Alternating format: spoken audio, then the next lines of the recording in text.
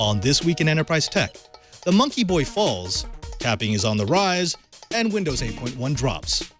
Twy on the set. Netcasts you love. From people you trust. This is Twit. Bandwidth for This Week in Enterprise Tech is provided by CacheFly at CacheFly.com. This is Twy, This Week in Enterprise Tech, episode 56, recorded August 26, 2013. Busted Windows. This Week in Enterprise Tech is brought to you by RingCentral. We do everything in the cloud. That's why I love my cloud-based phone system by RingCentral. Zero startup costs, and RingCentral is $20 per month per user. Try it now with a 30-day risk-free trial and buy one desk phone and get a second phone free up to 20 phones. Call 800-543-9980 or visit ringcentral.com and use our promo code TWIT. And by Lookout, a mobile security company trusted by over 40 million customers.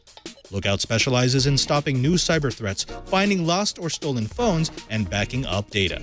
Protect your Android or iOS device now by visiting lookout.com/enterprise for a free download.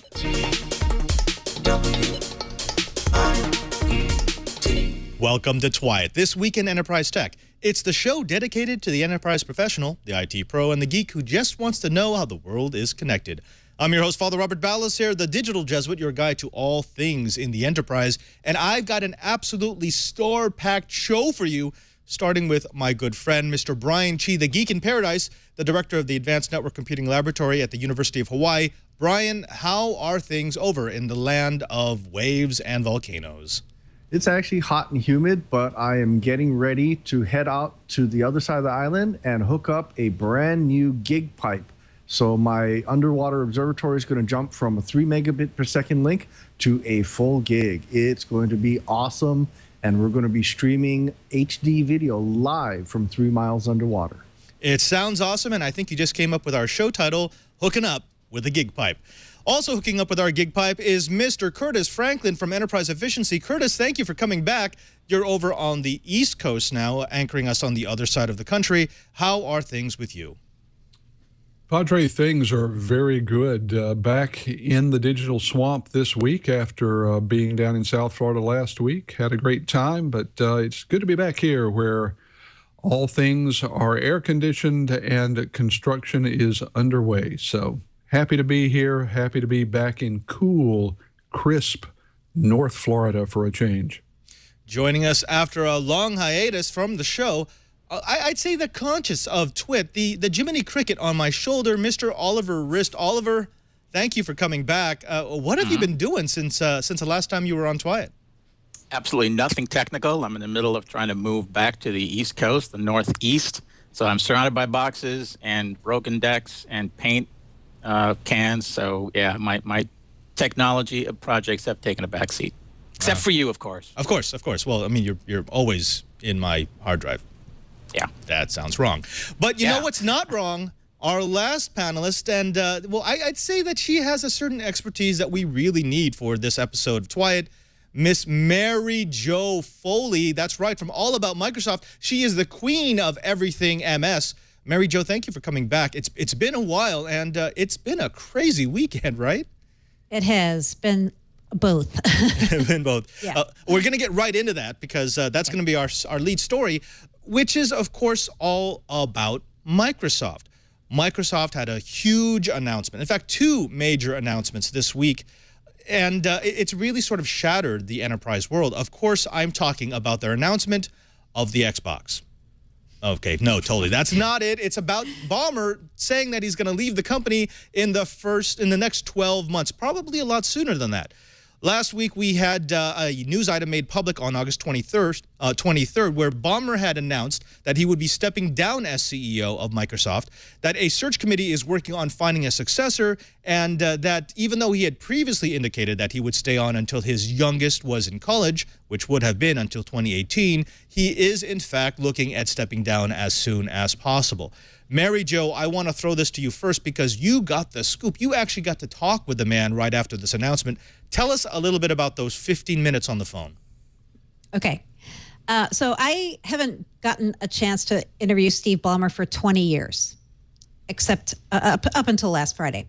And I've been covering technology 30 years, so I did interview him before in the early part of my career. And then for some reason, I wasn't allowed to interview him. So it was kind of a surprise to get a phone call Friday saying, hey, do you want to interview Steve Ballmer now that he's resigning from the company and retiring? So I took the 15 minutes and there's certain things you had to ask him. What was your biggest success, your biggest regret?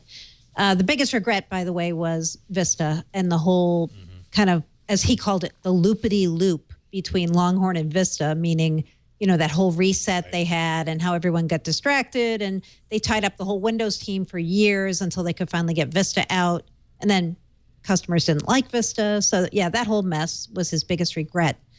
And then, it was very interesting to talk to him about kind of what his feelings were about this because, his whole life has been Microsoft. He's employee number 30. He's been at the company since 1980, I believe. And you could tell by just the way he was answering questions that it wasn't probably a willing departure, I would say. He said he made up his mind just 2 days before when they had a board call and he had decided that it was going to be time for him to step aside and for them to get a new CEO. So it's a true end of an era. He's been, along with Bill Gates, the face of Microsoft, and now everyone's trying to figure out who can fill his shoes. Right. Curtis, I want to throw over to you because something that came out of Mary Jo's interview was a peculiar line. Ballmer claimed that the board at Microsoft has been talking about succession planning for 10 years and that 3 or 4 years ago he agreed to meet with candidates, potentials to fill the CEO role. And so in essence, he was saying, oh, yeah, this is no big thing. This is not a surprise. We've been planning this for a long time. This has been in the works. But something about that just sounds wrong. Do you think that this is something that they were planning on? Maybe they're accelerating a tiny bit? Or is this something that really kind of jumped up on them? Well, I think that the eventuality of his leaving is something that they've been dealing with. A company the size and scope of Microsoft, the board would have not been exercising good fiduciary responsibility if they had not been talking some sort of succession plan. The only person who could have gotten away without a clear succession plan was Bill Gates, and that's because of his stock position. Someone like Ballmer, even though he does have a sheer boatload of stock, he still has to have a succession plan. That's very normal. There's nothing unusual about that statement. I do think the timing is very interesting, and I think that what we're seeing is the sort of change in the industry that, for example, Michael Dell has been responding to in trying to take his company private, rippling through Microsoft in a huge way. Everyone understands that the industry of this decade is going to be substantially different than the industry of the last decade and the decade before. What we don't have a clear idea of is precisely what the industry is going to look like at the end of this decade. And that's really what Microsoft wants, a CEO who can tell them. They want someone who can say, here's where we're going to be going for the next 10 years. Here's how we're going to be getting there, and yet have enough flexibility, enough intelligence to guide them if the market decides that that particular vision is wrong. It's going to be a tricky game to play, especially for a company the size of Microsoft's. I don't envy the next chairman, and I don't think it's going to be a quick process getting there. Okay. I want to go into the next corollary to this, and this is actually a sensitive subject because I don't want it to feel as if we're piling on. But there are a lot of facts about, Microsoft over the past decade that don't look really good about Ballmer's tenure. During his tenure, Microsoft stock has seen a 36% drop in share value. That's according to Forbes. And the announcement of Ballmer's departure resulted in a 7% plus increase in Microsoft stock price. So, of course, people think that this is good. We want to see change. We want to see a new direction for the company. We'd like to see someone else in that seat. Chibert, I want to throw this over to you. And then over to you, over to you, Oliver. Do you think that the decline of Microsoft, this disaster that has been Vista and Windows 8 and a bunch of smaller projects that have fallen to the wayside, is this a direct thing from Ballmer, or are we just trying to associate the man with all the failures of Microsoft without having the know? You know, I don't know. This is clearly a case of armchair quarterback. Managing a corporation that size just cannot be easy. And, you know, if I was to sit back and say, what could they do better? I'd say, well, Mr. Ballmer, you got started on trying to get divisions to talk to each other, but all the rifts got in the way. My personal opinion is there's an awful lot of really good technology, a lot of really good knowledge, a lot of really good products that never became products, and that the industry is starting to demand that more things talk to each other. So I think the start that Ballmer got with setting up communications between divisions, I think that needs to go on. And that's going to be my armchair quarterback for the day. Yeah. Oliver, let me throw over to you because we've got a really good comment in the chat room from Web9312 who said, Steve never blamed anyone else. He always claimed the buck stopped with him. That's kind of true, right? I mean, you never saw Steve publicly coming out and saying, oh, it's his fault for this. It's their fault for this. They screwed this up, and therefore that's why I'm still a genius. Yes. I mean, and that's a popular saying, you know, the buck stops with the CEO, and, you know, you can believe that philosophy if you want, but in a company that size, that's basically BS, right? He's protecting people who actually screwed up underneath him. If I give him credit for his big mistake, to me, it's the change in culture from Gates, right? He set up the culture where he can be lied to. In fact, he's encouraging people. There's a lot of politics underneath him that have nothing to do with him, and it's very difficult for one guy to sift through a whole bunch of, you know, backstabbing between guys who are under him at the middle level. And yeah, he's kind of responsible for that. But on the other hand, I don't think the culture at Microsoft is a positive about Microsoft anymore, right? Under Gates, everybody could have been a millionaire in 5 years. So of course you're loving your company. That's not going to happen now, and I don't think that's entirely him. They're going through a corporate evolution, and he's trying to ride that out. Can I throw in one stat here too that we haven't talked about?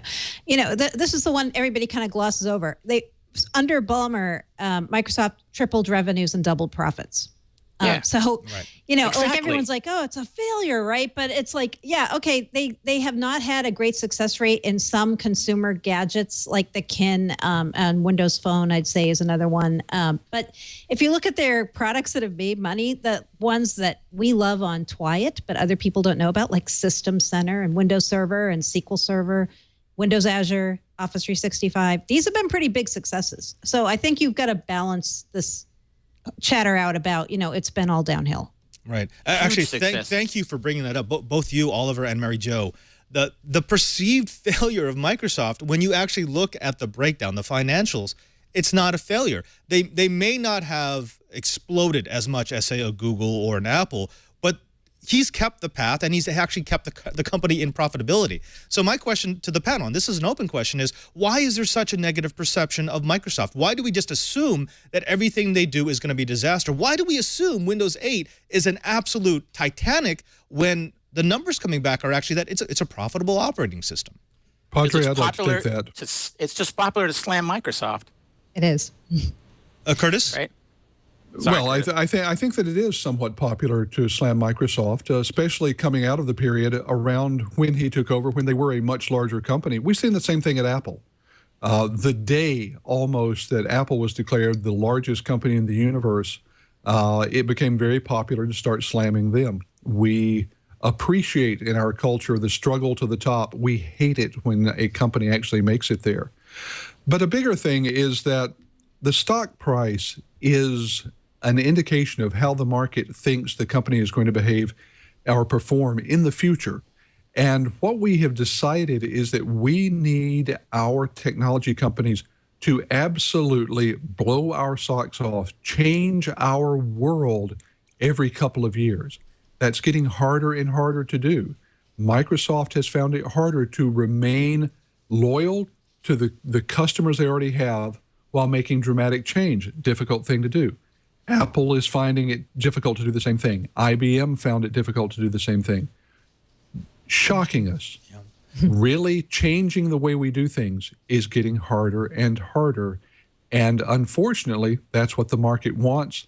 And that's what the market has punished Microsoft and Steve Ballmer for not delivering. Right. Mary Jo, I want to throw this over to you because I know you've covered this a little bit in Windows Weekly. Is this just a sign of a mature company?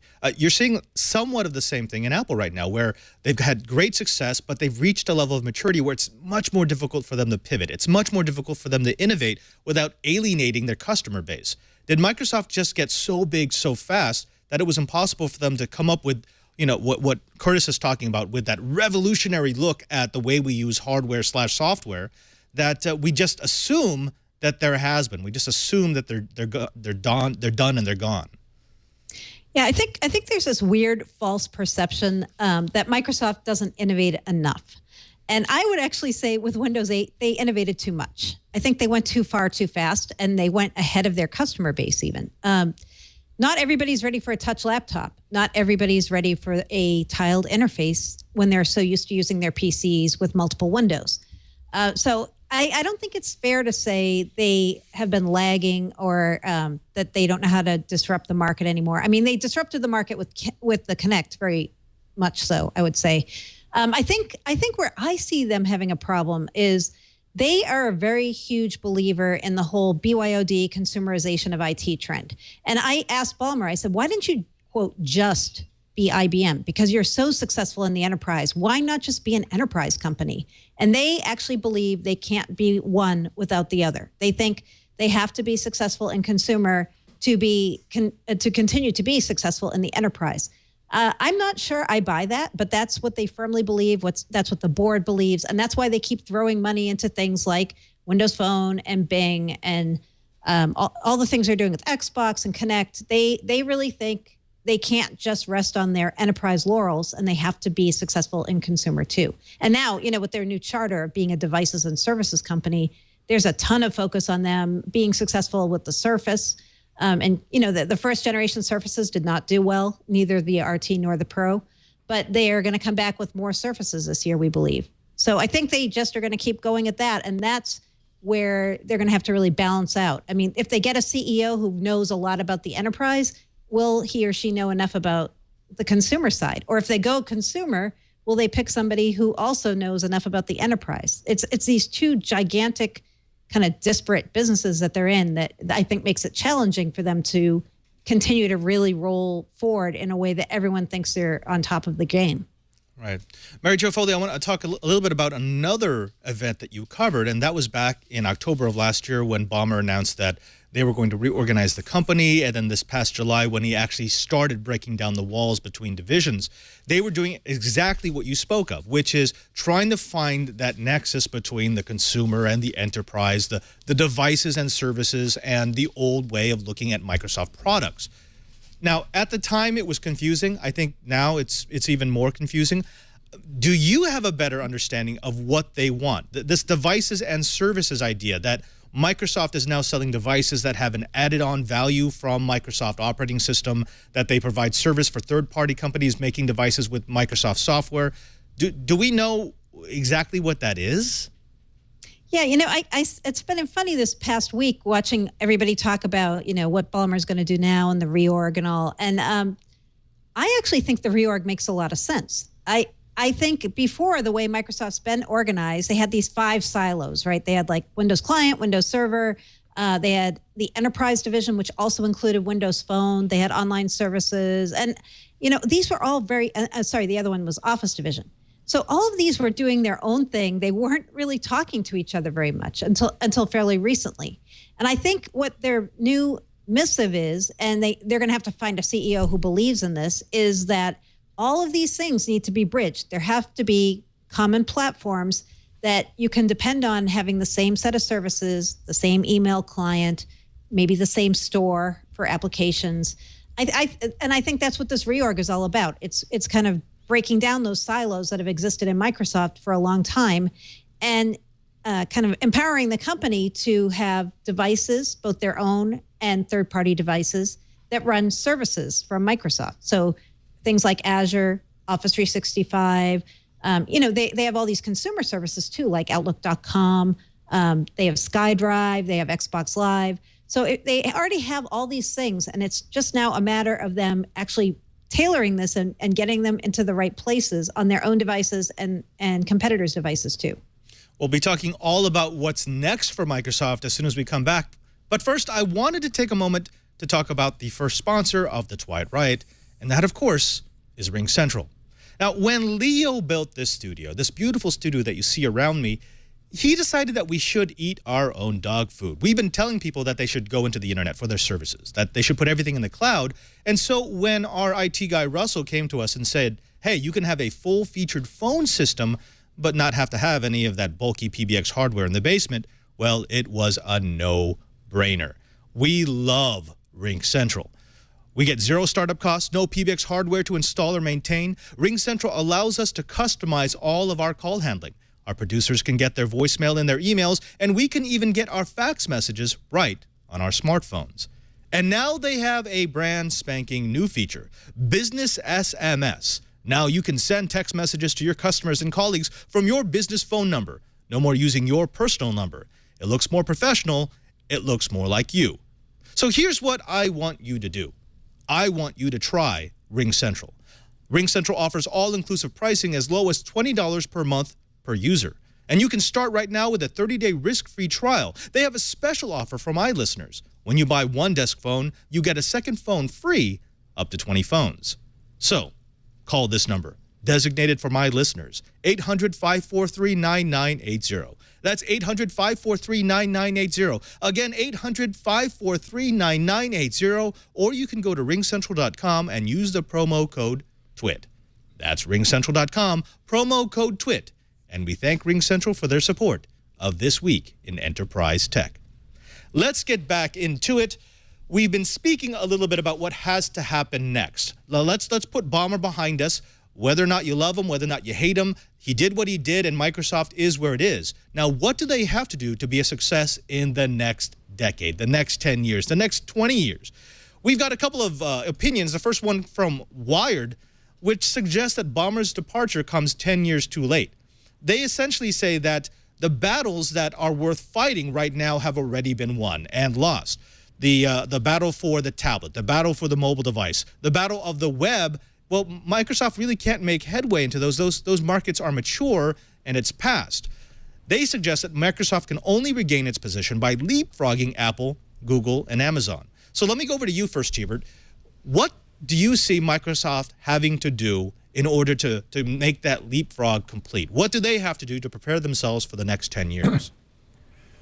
You know, the consumer market is confusing. You know, no, Android seems to be really going great guns and so forth. I think the big market that Microsoft needs to concentrate on actually isn't going to be in the consumer market. I think it's going to be seen by the consumers, but I think it's going to be the embedded market. Right now, Microsoft is losing lots and lots of ground to both Android and Linux. You know, things like gas pumps, cash registers. You know, we're starting to see this wildly popular iPad-based cash register now. This all used to belong to Microsoft. So now with Windows 8.1 and the ability to actually disassociate the GUI from the main operating system, I hope, I think that's going to make a pretty big difference, because the guys that are building these enterprise-grade devices, cash registers, gas pumps, and so forth, they need the tools. They need to be more modern, but yet Windows XP embedded just didn't give them enough, and Windows 7 embedded was an orphan child. I think Microsoft really needs to take the embedded world by storm, and I think they still have a lot of room to improve. What about it, Oliver? Do you think Microsoft just needs to win back the territory that used to belong to them? I think it needs to do that, as well as, yeah, you can say innovate, but the way they're going about it is in a very practical way. And yeah, I agree with Brian. Yes, they're losing the POS side, but you know, Microsoft, they're going to win it back, right? Linux has it now, but Linux, all those things, OpenStack, they tend to run on hype, just like Apple. Sooner or later, Microsoft will slowly gain that back, and they'll leapfrog in functionality, and they'll definitely own service, right? So I don't see them in as bad a position. I don't see why the stock price is where it is. I certainly don't see why it's all Ballmer's fault. I love that idea of you know, Linux being du jour right now. But Curtis, let me throw over to you. Oliver wrote an article not too long ago about OpenStack, and it was a really, really good article using several case studies. One of them, which was supplied by some priest in the East Coast, I can't remember who it was, but who ran a lot of IT systems for a lot of different universities. Well, he mentioned this case study in which you had several universities trying OpenStack and eventually going back to a Microsoft solution, essentially saying, look, we know that it's not perfect, but at least we know where the devil is. We know where the difficulties are going to be. We know the weaknesses, and we can work around them versus something that is so dynamic that what works one week may not work the next. Is this a resurgence of Microsoft? Will we slowly start to see them take back those markets that traditionally have belonged to them? Well, I think we're already seeing some of that. One of the things that I have noticed over the past few years is a growing number of companies willing to put their large-scale back end on Microsoft platforms. As recently as a decade ago, companies weren't willing to do that because, frankly, the combination of hardware and software wouldn't support true enterprise class dependability and throughput. That's why you still had so many people putting their backends on things like the IBM AS400 platform, the things that's morphed into, or other mini computers, or even mainframes. Today, the mainframe niche has become much smaller. It is basically a huge I/O engine that drives that kind of very transactional application. For most other things, a Microsoft and Intel solution works just fine. What Microsoft really needs to do, though, is one of two things, and they need to decide on a direction. Either they need to continue this commitment in the cloud and become the premier services company to the enterprise, or they need to come up with a way to tell the story that convinces the enterprise why the Microsoft traditional client-server model is better than the cloud. Right now, they're trying to do a bit of both. I really think they need to decide that one of these horses will be the one that they ride for the next decade, get on it, flog the dickens out of it, and ride it to success. If they try to keep one foot on each of these horses, the possibility of a truly ugly spill is still out there. Mary Jo, let me throw over to you. We've got some major outlets, the New York Times, Wired, Vanity Fair, the Wall Street Journal, all saying essentially that Microsoft needs a catch-up artist. They need someone who is going to hard pivot the company. It's time to panic. It's time to throw out the game book and go with something new. What's your take? Having actually spoken with a man, having covered Microsoft for so long, having been invested in what Microsoft does, is it time to panic? Is it time to go crazy, or do they stay the course? I wouldn't say it's time to panic. I mean, it's always funny to see people's predictions like, in 5 years, Microsoft's not going to be here. I don't think people have a real understanding of how deeply embedded Microsoft is in really big companies. Like, they're always like, oh, they don't have the love of the startups. Well, they have the love of the banks, and they have the love of the insurance companies, and they have the love of government agencies. I mean, they have a very established big client base. So I don't think it's time to panic at all. I do think it's time to consider whether or not you go inside or outside for the next CEO. And I wrote a post last week about who the leading inside candidates are. And it's very interesting who they're thinking about from what my sources are saying. The leading three inside, from what I'm hearing, are Satya Nadella, who runs the enterprise business at Microsoft right now. He runs the cloud and enterprise services. Tony Bates, who came to Microsoft when they bought Skype. He was the CEO of Skype, and now he's the head of developer evangelism and is going to be doing some of the mergers and acquisition work at the company. And the third is Terry Myerson, who is a really longtime Microsoft guy.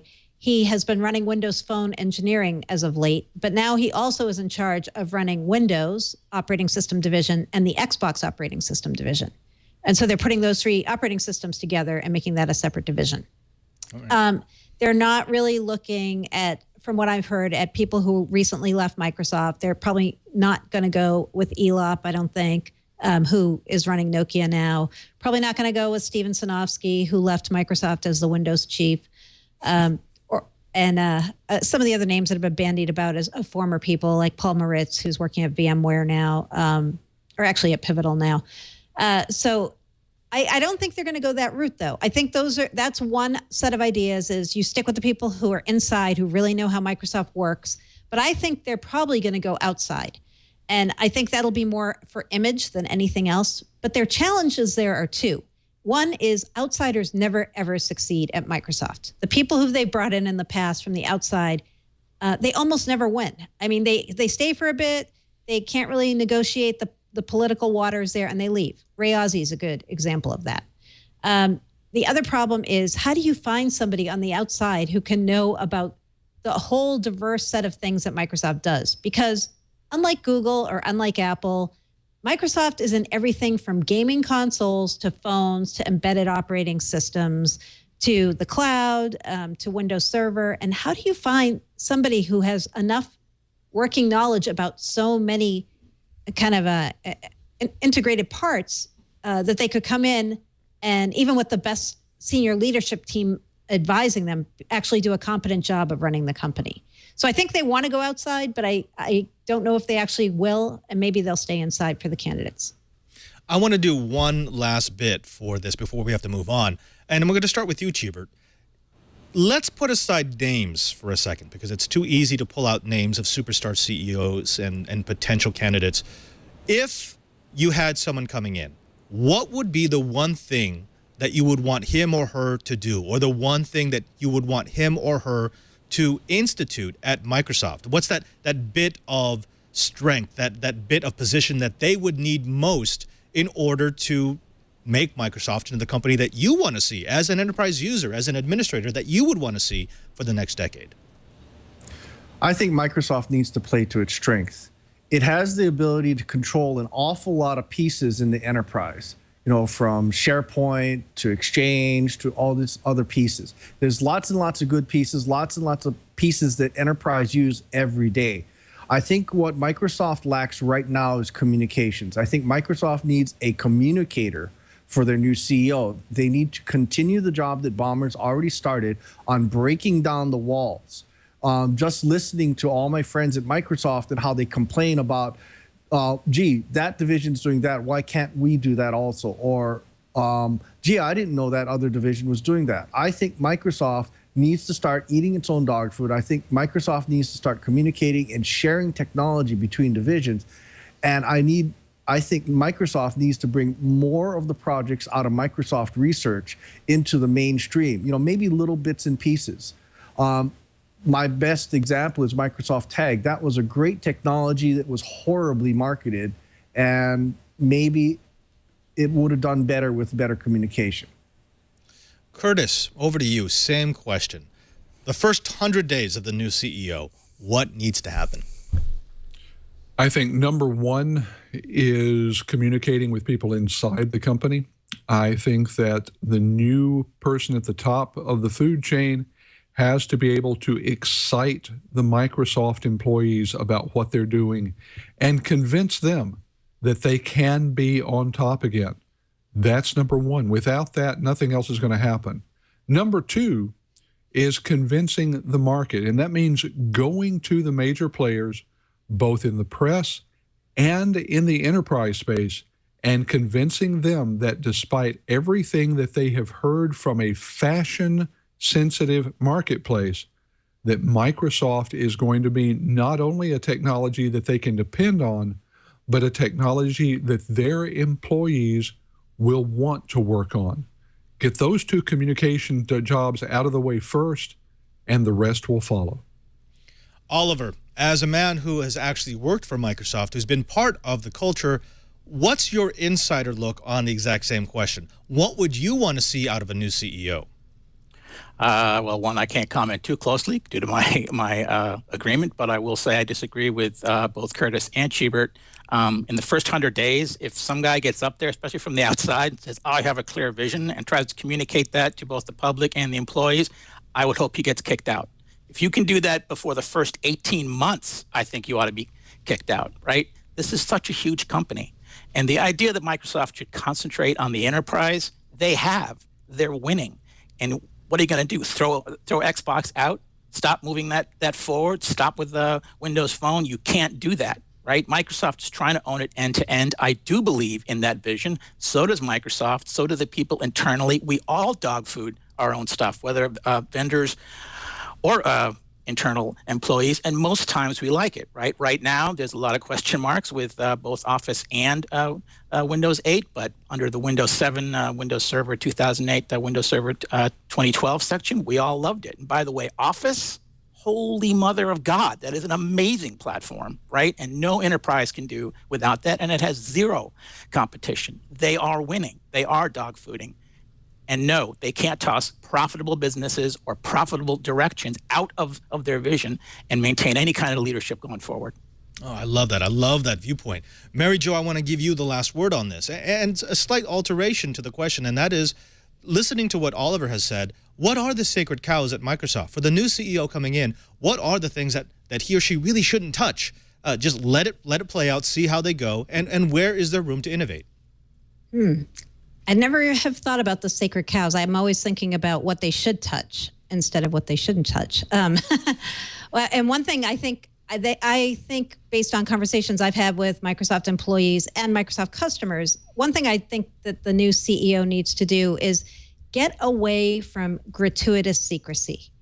And I don't mean just put all the business plans out there for all the competitors to see. I don't mean that.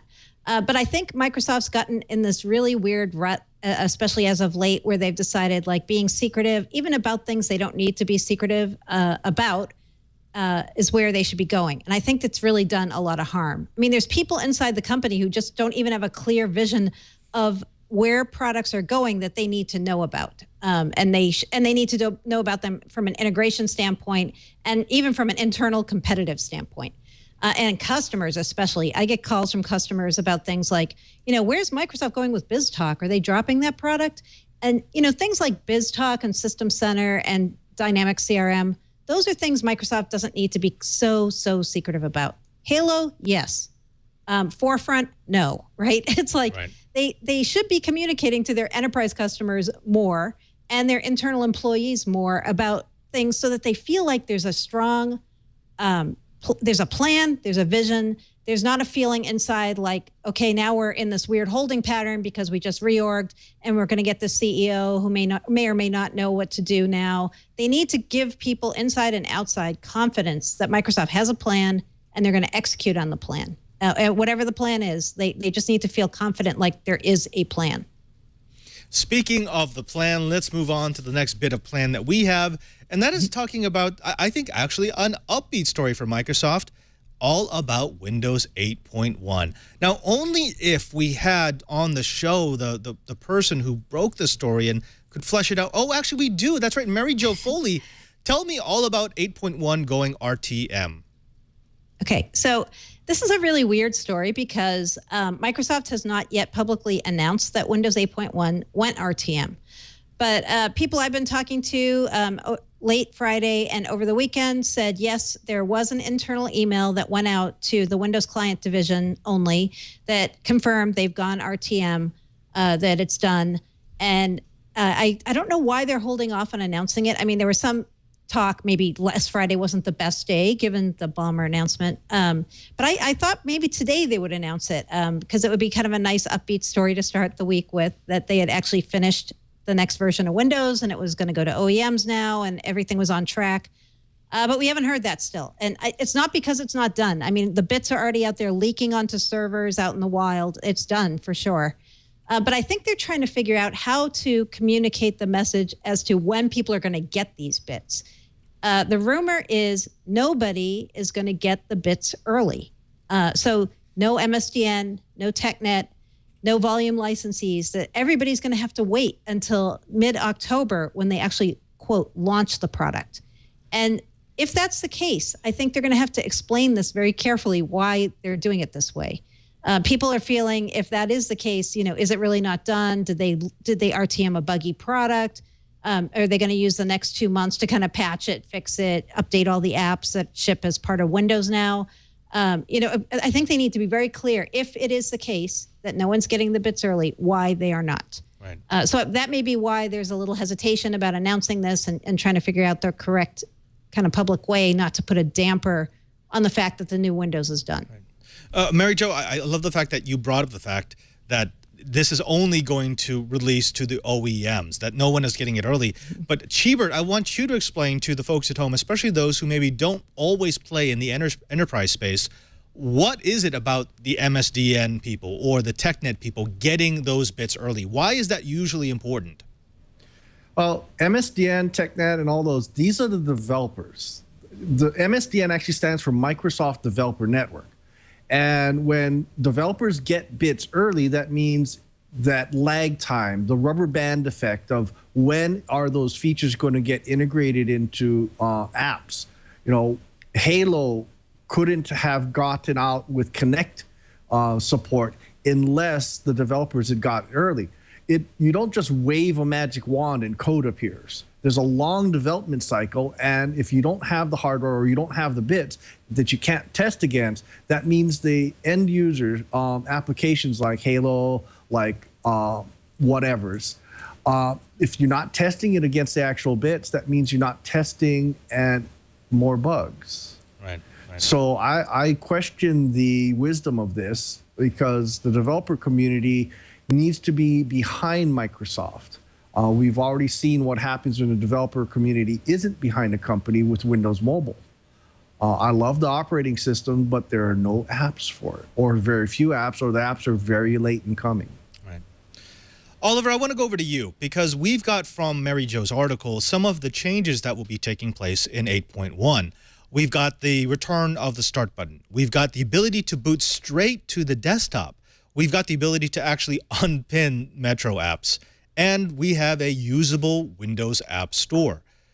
Together, is that enough to make this a sellable operating system for the enterprise? Enterprise has really shied away from 8. They've wanted 7 or to stay on XP if at all possible. Would this make it an easier sell to say, look, we can make it run a lot like Windows 7, you just have the added stability in the kernel from Windows 8? No. I mean, put yourself in a CIO's shoes, right? If some guy walks in and says, we'll make it run a lot like Windows 7, well, then why not just stay on Windows 7, right? I think Chibert's right. And I think, I believe Mary Jo said it, I think they got ahead of themselves with 8, right? They were trying to chase the iPad for no apparent reason. And the problem with that is developers did not have time to innovate, right? There's no reason to use 8 yet. There's no reason to have a touch interface on a PC. Why? And they're not using it now. So forcing the start menu, yeah, that was not smart. But making it optional, then who the hell's gonna boot into it? I mean, download a Windows 8 touch app now. What do you get?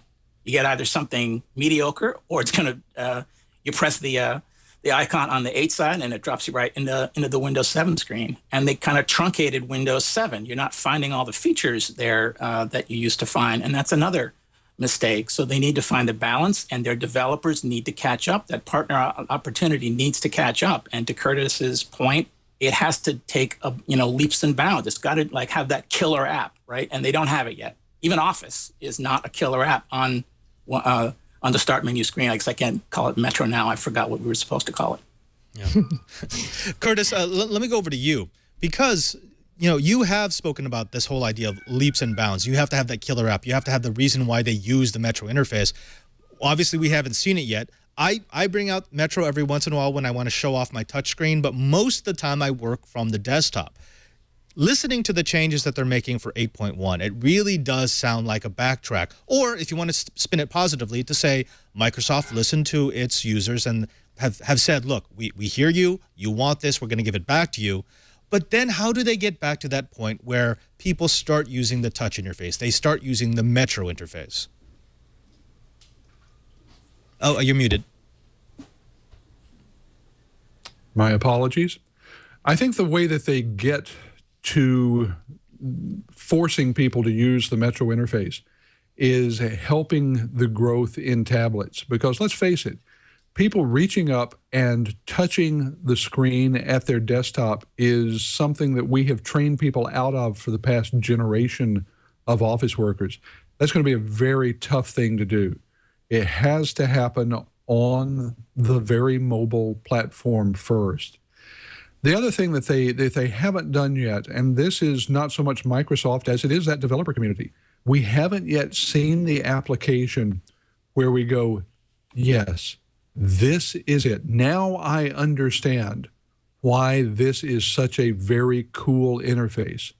So far, a lot of developers have been porting other applications to Metro. They've been changing from one interface to another, but I have yet to see an interface that truly uses the Metro interface in such a way that we go, yeah, now I know why I've got to go out and buy one of these devices. Or more importantly, this is why I have to convince my company to buy one of these for every employee. Pardon me. Until we get that, we're going to have these things like taking steps backwards, the Windows 7 interface, in order to try to take steps forward in the marketplace. Right. Mary Jo Foley, I want to give you the last word because you follow Microsoft more closely than any of us. I am looking forward to 8.1. I will install it on my machine. I will install it on all my boxes, my production machines. But I don't see it helping any of the institutes that I've worked with adopt it over 7. What's your take on 8.1? I don't think we should be looking at the question, will people who are on Windows 7 jump to Windows 8? Because I agree with you guys. I don't see why you would. And I still run Windows 7 on, I have 2 PCs. I run Windows 7 on both, even though I cover Windows 8. I have a Surface RT as my 3rd device, so I run Windows 8 in that guise there. But right now, there just isn't a reason. I mean, there's no compelling apps that are making me say, I have to do this. There's nothing in the workflow of it either that make me want to do it. I mean, now they're kind of fixing the snap view, so you're going to be able to snap more windows open. But I'm somebody who likes to have Windows on Windows, and that's kind of what they get away from with 8.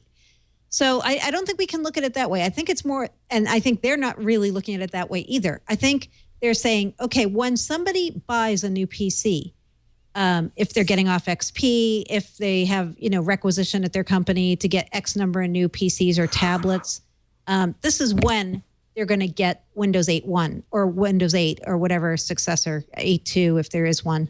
I don't think they're thinking people are going to jump from 7 to 8. I don't see them really even acknowledging that themselves. It's more a case of, if you're going to get a tablet, we hope you look at Windows 8 and Windows 8.1. If you're going to get a new PC, we hope you'll look at 8 or 8.1. If you've got a PC running 7 and you're good with it, you're probably not going to go there.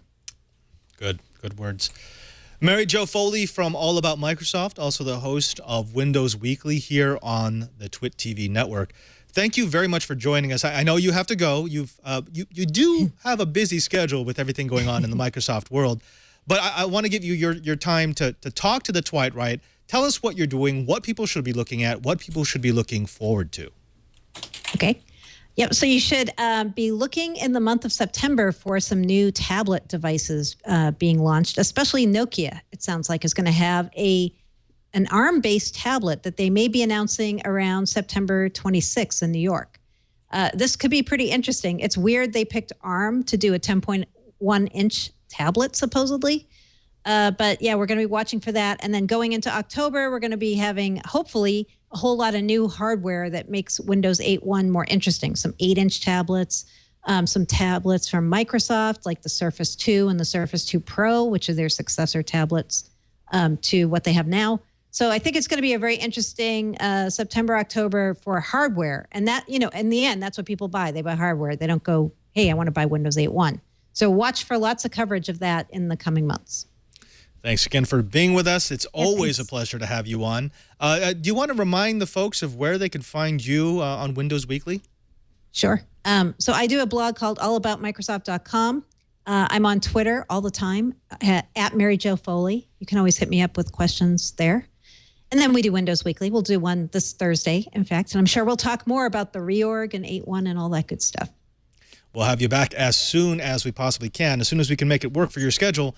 Thanks again for joining us.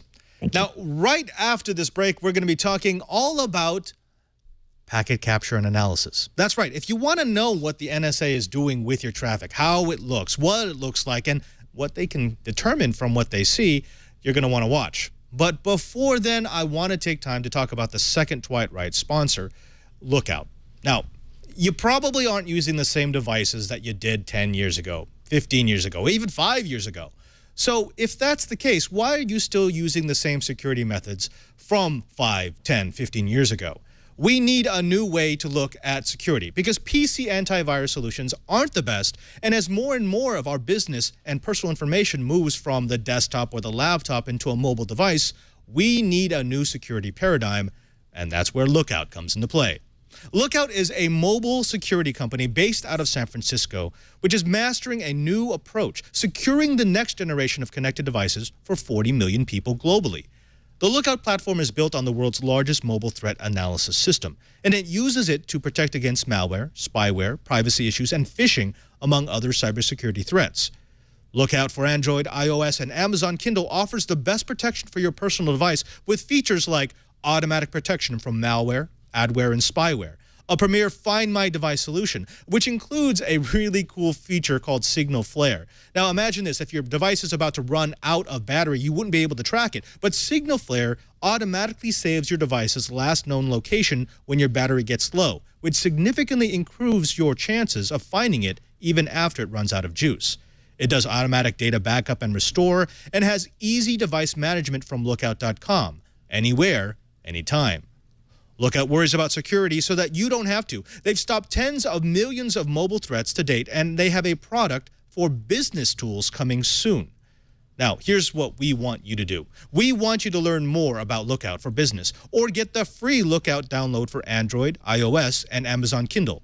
So visit lookout.com/enterprise. That's lookout.com/enterprise. And we thank Lookout for their support of This Week in Enterprise Tech. Let's get back to the heart of the matter. We've got a super special guest in studio with us, Mr. Joe Habib from Wild Packets. Joe, thank you very much for being on. Do you want to tell the Twilight Right a little bit about who you are and what your company does? Thanks for having me on. Joe Habib, the Director of Global Services at Wild Packets, and our company has software that intercepts packets that are either going through wired or wireless networks, and it gives us the ability to basically see what's going on, troubleshoot issues, and give a good insight into what the network's really doing. I like that, a good insight into what the network is really doing. Because when we talk about packet capture, about tapping networks, that's really what we're talking about. We need to know what's running through our networks in order to determine whether or not our resources need to be increased, whether or not we need to allocate more resources for one part of the network or another. But let's specifically talk about one type of tapping, and that is tapping of wireless traffic. Show me how that works. How do I pull packets out of the air, put them into a tool that can analyze them, and actually start looking at the data? Right. So with the most part, when we're talking about wireless packet capture, we're talking having a device that can go into promiscuous mode. So a radio that can basically listen to everything that is going through the airwave. I've got one with me right here, a little USB dongle. And what this does is we're actually selling this on Amazon.com. If you just do a search on Wild Packets, you'll find this particular one here. And this puts the radio into sniffing mode, which allows it to intercept all of the packets that are on whatever channel it's listening to, and then feed that into a protocol analyzer like ours. And once you have that, you can decrypt it if they're using pre-shared keys. And get the full payload. So if you're doing voice over IP over wireless, if you're surfing web pages, anything that you may be doing can easily be broken out and looked at. I can conceptualize that. I understand what you're talking about when you talk about capturing traffic out of the air. But can you show me what that actually looks like when you run it through a tool? Absolutely. So what I'm going to do is cut over to my laptop and start a capture. And typically you'll pick the adapter or the interface. In this case, it will say the Wild Packets API ES, basically meaning that it goes completely into promiscuous mode. From there, we can pick a channel, an individual channel, or we can scan for particular channels. Now, this particular adapter that I have has the ability of doing not only the BG frequency, but also the A frequency, and what you'll notice here with this 40 low is it also can do N. So being able to tune into the correct frequency becomes very critical, because if somebody's broadcasting on a different channel that I'm not listening to, obviously I'm not going to see those packets. So a lot of times just trying to get an idea, let's say from a wireless perspective of what the network's doing, I'll scan channels like what I'm doing right now, and then go ahead and just click OK. And once I do this, I'll start my capture. All the data is coming in basically fed as packets through here, but we can see things as far as... Okay, so describe what the audience is seeing right now. For the audio-only listeners, right now he's got a screen with multicolored lines scrolling past furiously. Right. So I originally started out in a packets view because that's how most people are familiar with protocol analyzers. But the beauty of protocol analyzers, or at least ours, is the ability to break it out and make it simple. So within that packet data, specifically pertaining to wireless, we have the ability to break out. In this case, you'll see the ESSID, you'll see the access point, and then if there are stations that are associated with it. So the blue here indicates to us that there's an ESSID. This purple color indicates that there's an AP, and then this gold color underneath that AP indicates all the stations. And then we have columns to the right that indicate, for example, is security into effect? Is it a trusted node or not? What type of signal strength you're receiving, and beyond these individual columns, you have other columns that you can enable. And the beauty of this is now you can start to sort by these columns and look for individual things. I can even break it down to say, okay, show me all of the access points in the area. So now you can start to see all of the specific access points that are indicated in purple, what frequencies or what channels they're on, what security, whether they're trusted, and you get a good idea of what's actually taking place within the network. So that's kind of how we start out, just from a high level of a wireless perspective, and then we can also break it down even further by looking at things like protocols. Now, typically within a wireless environment, you're going to have protocols that are control, data, and management traffic. And going into promiscuous mode, you're able to see all of these traffic or all these particular protocols broken out, and what that allows you to do is have a good idea of, number one, is your data encrypted, where we can see here we have a large portion of encrypted data.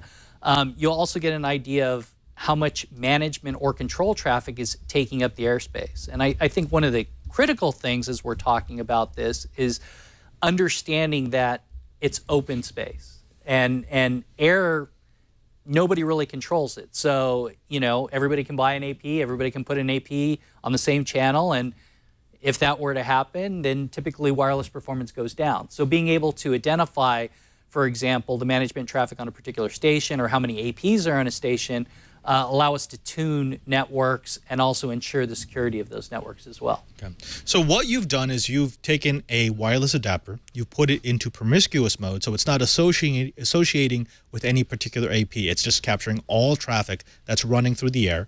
Right. And you're running it through your tool to give you everything from the SSIDs of APs, the signal strengths, the number of packets that are transferred through them, the protocols of the traffic that's being passed back and forth. Cheever, let me ask you, as someone who's actually gone out and used traffic analysis tools like this, what does this let you do practically? If you're walking through your campus with say, a Wild Packets adapter and their software, how does it help you troubleshoot the network? Actually, one of the things that I've been doing is, I actually walk around. It helps me go and find out where the access points are and things like that.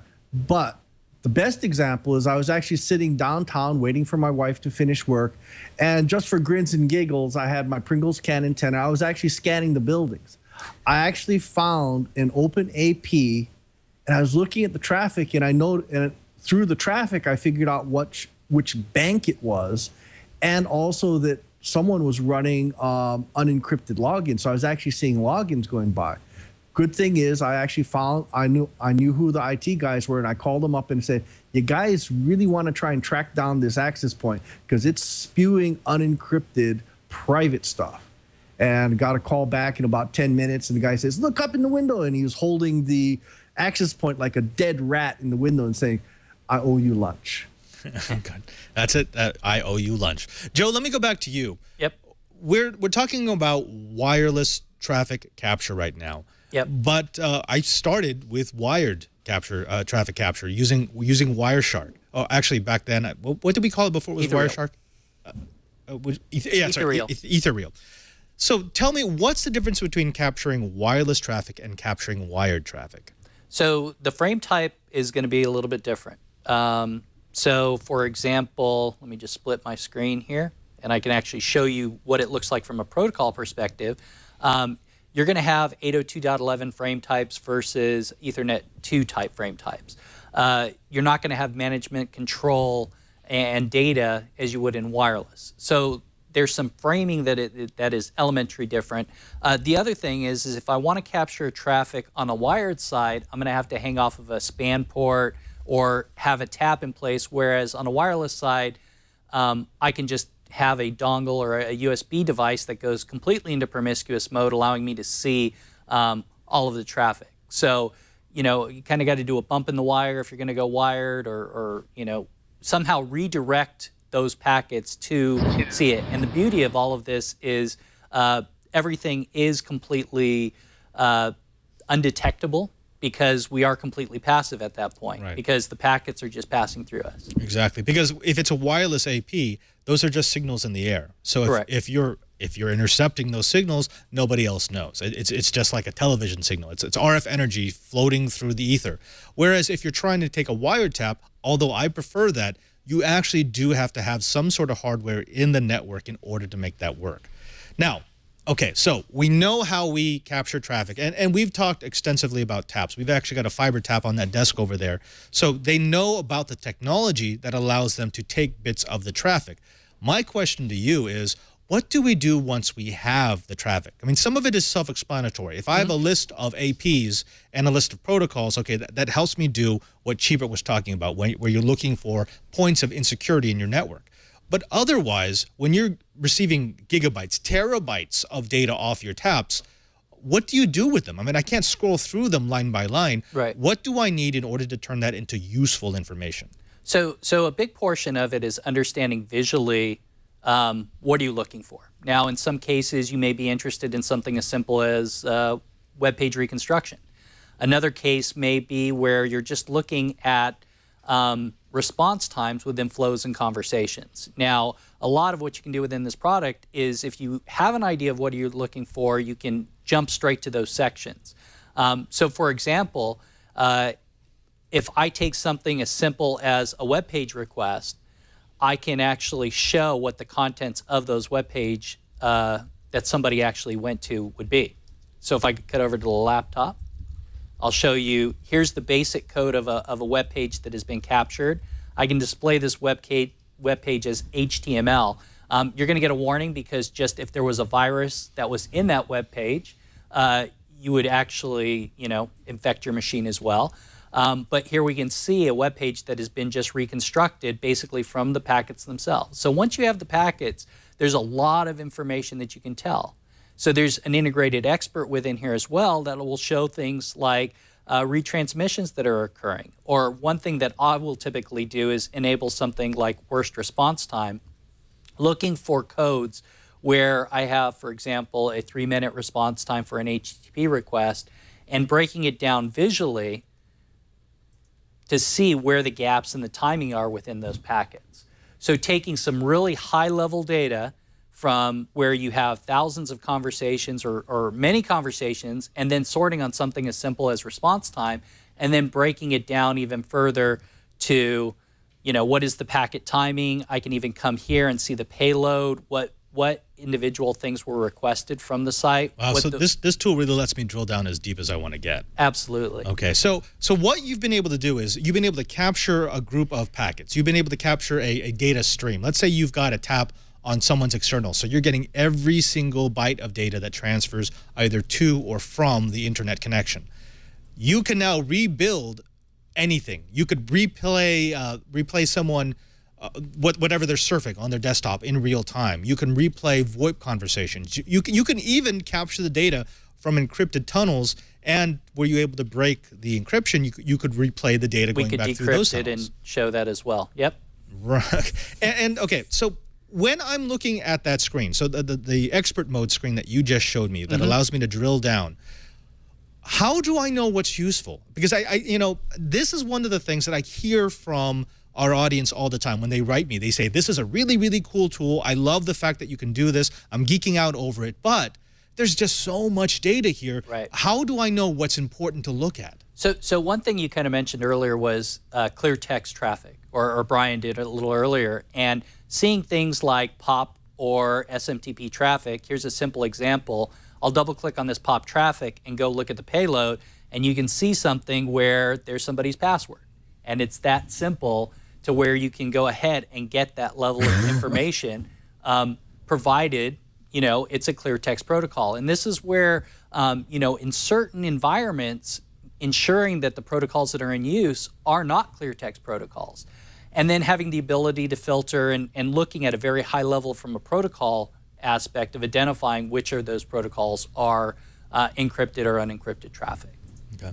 Let me throw back over to my panel. Oliver, I know this is not your bailiwick. You don't normally cover this angle of tech, but seeing how easy it is to capture traffic off of a network, and especially seeing how easy it is to capture traffic off of a wireless network, do you think if more people saw a program like this, saw a video demonstration like this, they'd be more reluctant to transmit clear text data over a wireless network at, say, Starbucks?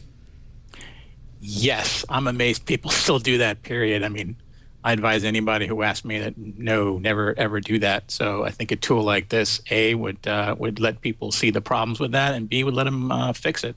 Yeah, yeah. Curtis, what about you? I mean, when we talk about the executive enterprise side, they know about this. I mean, they've been briefed. They've received product briefings. They've gone to the conference and they've seen the demonstrations. And yet, I have found that it's often the execs inside of an enterprise that have the worst problem with security policy. That they know these tools exist, but they just assume that at any given time no one's listening to their data stream. What do you think that's about?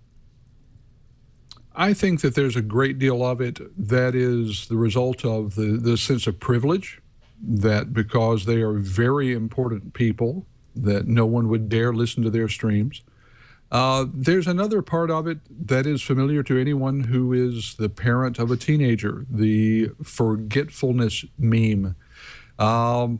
You can tell them again, but when they want to do what they want to do, suddenly amnesia sets in.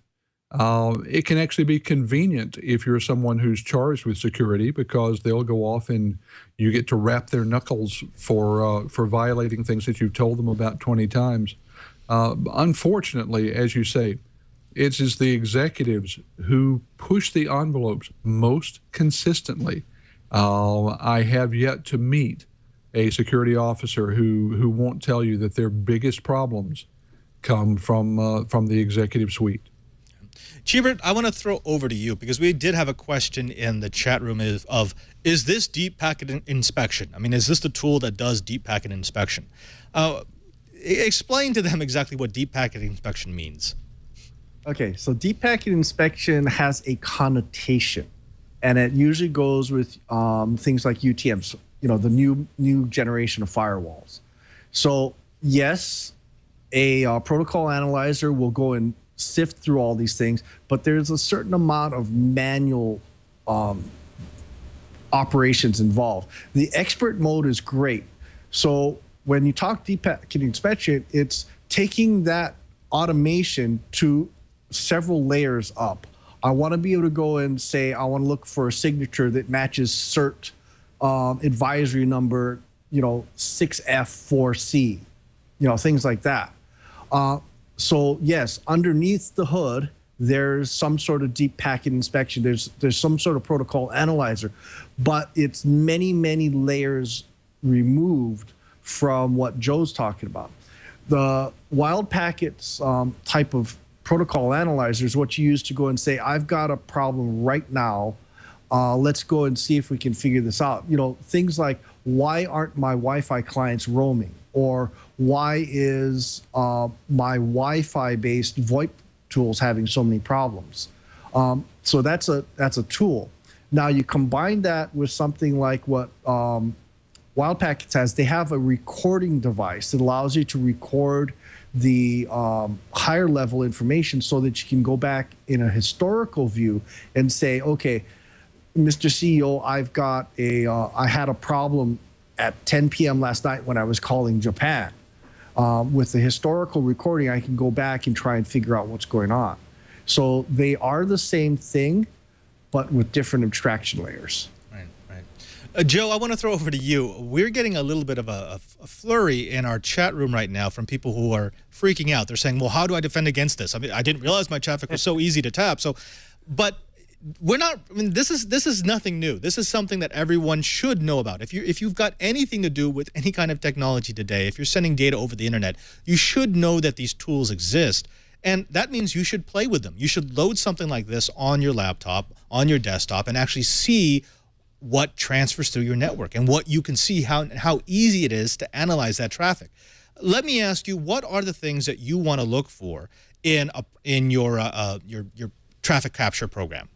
Right. So I think one of the critical things that you're going to be looking for is ease of use. So how easy can I display the data, visualize what I'm looking at? Because, you know, as we mentioned, when people were originally looking at this, they were looking at a packet level view where it was, you know, streams of decodes and everything.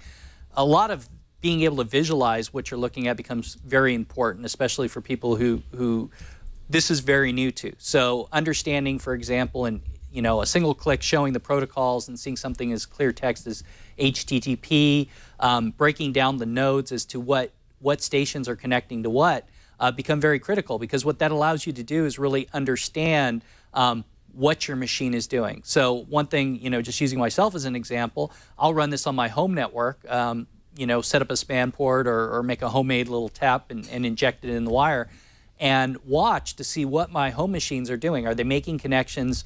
Or I think the most interesting part is just leave your machine idle and watch how much chatter out to the internet or other things your box is doing and validating what type of programs you have and what they're connecting to. And I think in the mobile device community, especially with all the apps and all of the sign-ons that people are doing or accepting these agreements that personal information is being sent back and forth, this actually gives you an idea or a way to see what is that happening over that communication, what's being sent, what type of information is being sent as well.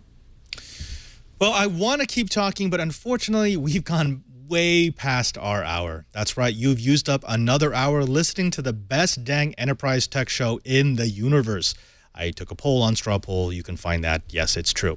But before we go, I did want to thank our panelists for making this possible. It's been an absolutely packed show with Mary Jo Foley. Thank you very much for joining us. But over to you, Brian. You know, I love having you on. I couldn't do Twite without you. And so what's going on in your world? What do you need people to know about? Actually, I think since we're talking about packet sniffers and protocol analyzers and so forth, my suggestion to the Twite Riot is consider setting up a VPN account for yourself. Set it up as a tunnel all configuration so that 100% of your traffic goes down the VPN pipe, not just the stuff heading to your enterprise. That way, when you're at a public hotspot, no one can see it if they haven't broken your key. So tunnel all VPN, check with your IT group. They're not hard to build. They do have overhead, but they are a wonderful thing to help protect you when you're at a public hotspot. Absolutely. Oliver, thank you for coming back. We're going to have you on more often because the show is just a lot more fun when you're here. I know you're moving back to the East Coast, but is there anything people should watch for if they want to find out what you're doing in the world? Not in the near future. I am slowly working on a private cloud bake-off, which I probably mentioned last time with Brian, actually. I'm trying to scam a free trip to Hawaii out of it. Because of the move, yes, it's going very, very slowly, so I don't expect to see it till later in the year or even later. But that will be the extent of my technical projects at the moment. Speaking of technical projects, we've got Curtis Franklin. Curtis, what's going on at Enterprise Efficiency? Well, we have our entire fall lineup getting underway. We're going to be doing a lot of E2 radio for September, October, November. We're also beginning the travel schedule in October. I'll be heading off to Gartner, as well as spending time up in Redmond, Washington, and then out in Las Vegas for SAP's Tech Ed. Hope we'll be able to see a lot of the Twite Riot while I'm on the road. Absolutely. And Joe Habib, thank you for coming in. We actually want to have you on more often because this was a 10,000-foot cursory view. We want to get deep into what it looks like when you're actually analyzing traffic network flows. And I do have to say that looking at the chat room and seeing how much you freaked some of them out, your kung fu is strong. So tell us what's going on at Wild Packets. Where can they find out about you? Where can they find out about your software? So going simply to wildpackets.com, you can actually request an evaluation, so you can download the software, play with it. It is a Windows-based platform software, but you can run it in parallels if you're on a Mac. We also have a bunch of what we call our workshops taking place geographically, domestically across the U.S. So look for those as far as on our events page, and that'll actually get you into a session with one of our engineers, and they'll actually install the software with you and go through some trace files and some examples as well. Thank you. We'll definitely have to have you back when we've got more time. Now, I also want to thank everyone here who has made this possible, to Karsten, my super producer, and to, Jason Howell, who I hear also has his own show. Jason, you're a host on the Twit TV network, are you not? Yeah, I do that from time to time, in my off time when I don't even know what I'm saying anymore. But I do want to say that I'm really going to miss Steve Ballmer chasing cake.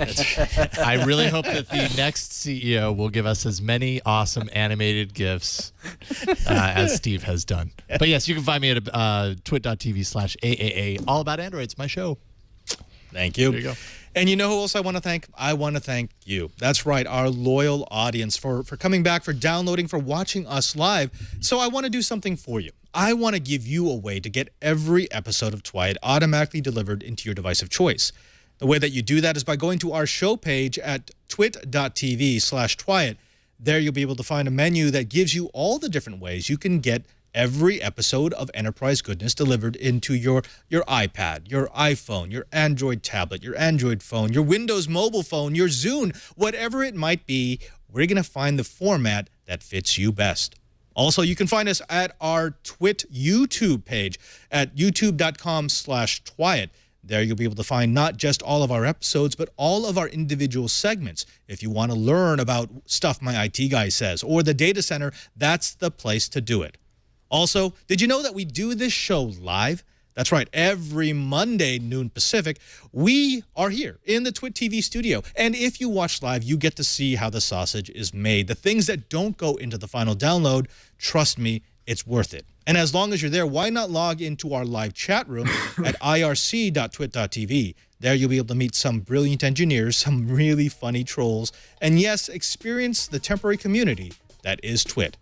Finally, I want to thank Cyberdog in the chat room and everyone else here at Twit TV who made this possible. I'm Father Robert Balliser, reminding you that if you want to know what's going on in the Enterprise, just keep quiet.